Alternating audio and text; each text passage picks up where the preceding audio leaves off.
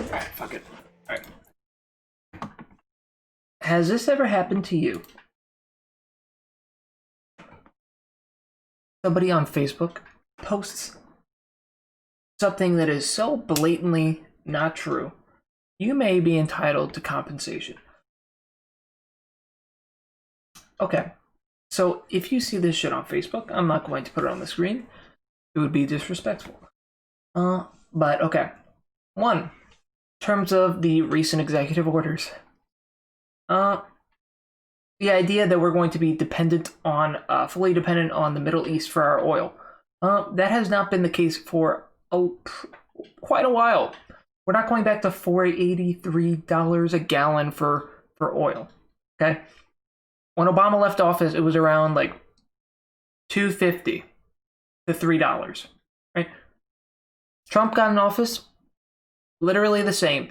Dropped during coronavirus because what's it called EPSCO, or petroleum exporting countries. I think it's like mainly petroleum exporting countries. Organization of the Petroleum OPEC. Okay, there we go. OPEC. OPEC.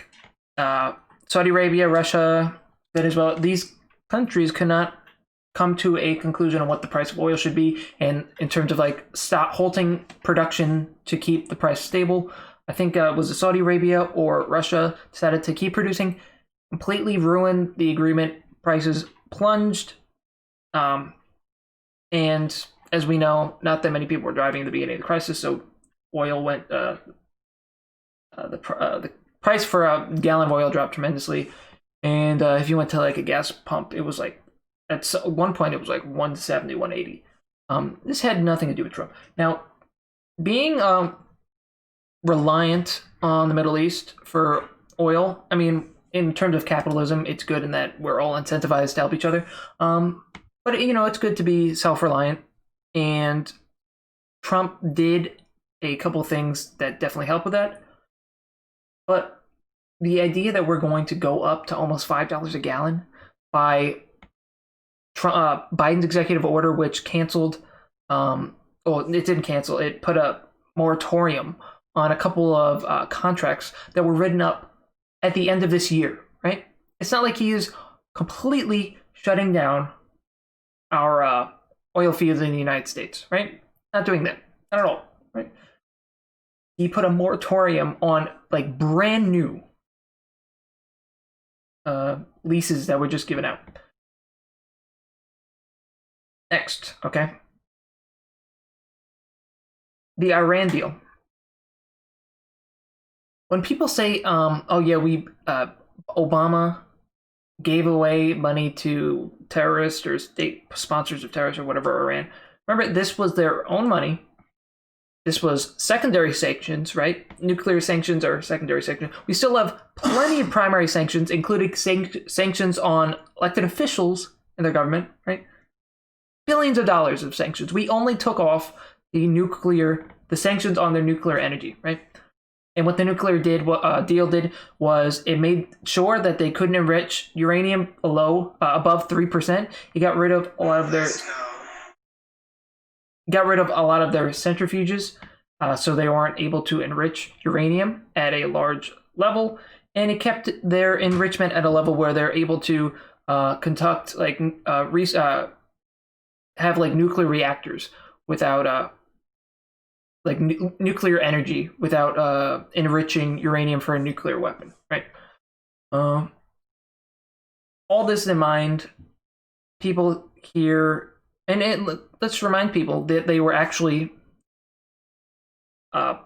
staying true to the deal, right? Even after the United States pulled out. For a while, they were still, even though the United States put on sanctions, they were still working with Europe to make sure the deal was intact. Eventually, around last year, they started going against the deal, and they said that unless Europe pressures the United States or rescinds more sanctions, they will continue to enrich, which they did, and they've been continuing to enrich. The leader, not the Ayatollah, the prime minister of Iran came out saying that if Biden is good with the deal and he abides by the deal, they will go back and they will also abide by the deal and they will stop enriching. They've said this. And the point of the deal, on top of that, was to help normalize relations so that maybe in the future they could stop being a proxy for like Russia and China and actually be an ally, right? All that was thrown out of the window when Trump got rid of the Iran deal and reapplied sanctions. Now you could put on sanctions for other things, right? The United States did that under by the end of Obama's term. They were putting on sanctions for like human rights violations. That's fine. You can do that. But we're talking about specifically the nuclear sanctions, the secondary sanctions on nuclear weapons. And remember, this deal was they had a surprise inspections. They had if there was like even the idea that they could be hiding a nuclear facility, they could through like satellites called visuals, they were able to have inspections within, I believe, like 10 to 14 days. And God, I love the argument that, oh, they can just hide it. You cannot hide an entire nuclear facility in 10 to 14 days. It's impossible. You would never be able to enrich enough. Not only that, but the centrifuges, which were not able to be updated, and the maintaining of 3% enrichment rate. I mean, we had the joint joint comprehensive plan of action was such a strong deal, and it would have led to possible normalization with this country. But now we have to wait until the big boys come in to bring back stabilization in the region. Let's see.